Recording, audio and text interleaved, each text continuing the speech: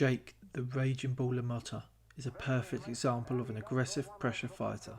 I'm going to break down 5 of his techniques he used in his 6th fight against Sugar Ray Robinson. I'm defining a pressure fighter as a person who is walking forward toward his opponent and creating the exchanges. The first technique is the right hand to the body, followed by left hooks. It's a fantastic shot because by throwing the right hand, your left hook flows smoothly in the combination and can be mixed with the body and to the head. The body shot has a draining effect on the opponent when it lands, sapping their energy, and by hitting the body regularly, this can set up shots to the head and make your offence unpredictable and making you more dangerous. By being unpredictable, you land right hands to the head easier as well. The body shot lowers your head, making it a moving target, changing your head slot, so you're less likely to get hit clean, and your lead shoulder will protect your chin. The second technique is a double left hook. Hitting their body will drain their energy as previously mentioned, and it helps weaken your opponent. The left hook to the body will help land the shot to the head because of the natural reflex you have when you get hit to the body to bring your arms down as a reaction to the shot. And here are a few examples of triple left hooks as well. By doubling and tripling up on one side, you're making your offense a higher level, less predictable and much more effective. You are more likely to land a lead hook to the head if they think you're going to hit them to the body. The third technique isn't a technique as such, but it's more on the timing. Ray Robinson was a prolific jabber. He would constantly throw jabs, which was one of the fundamental parts of maintaining his rhythm. Jake would try to time Ray's jab to break the rhythm, which worked fantastically. And here's a left hook too.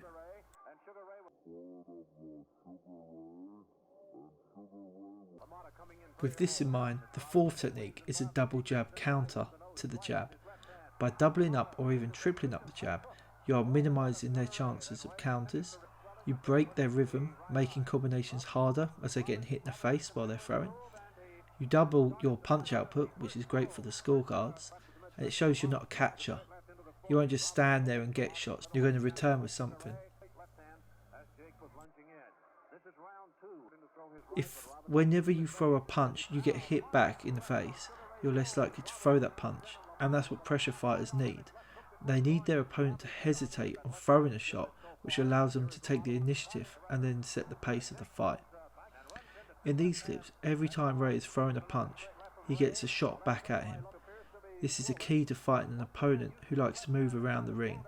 They are trying to pick the exchange, and if you hit them when they're trying to get their shots off, then it gives you the advantage, especially if you can catch them trying to take a step forward, because you're using their own momentum against them. Ray Robinson was so good at lateral movement, he rarely got caught moving forward though.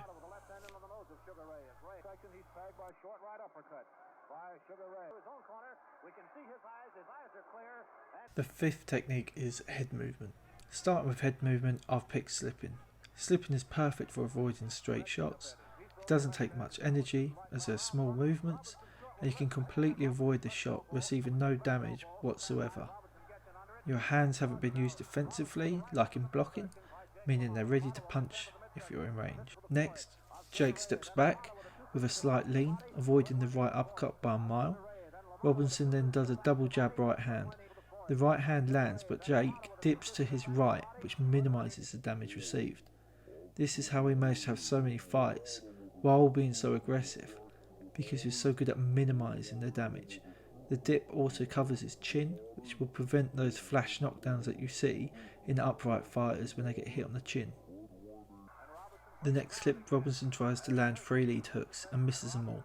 Jake is double jabbing while Robinson jabs, and he steps and leans slightly back with his weight on his back leg, and then he dips to his right, changing his head slot, and then he smothers Ray to prevent anything else from coming. The final clip, Jake manages to pull Ray's lead hook and duck under the right hand. He does it twice, and this is against one of the best boxers in history. Let me know what you think in the comments, guys. Do you use any of these techniques when you're pressuring an opponent? Do you think you'll add any of them to your arsenal? So let me know.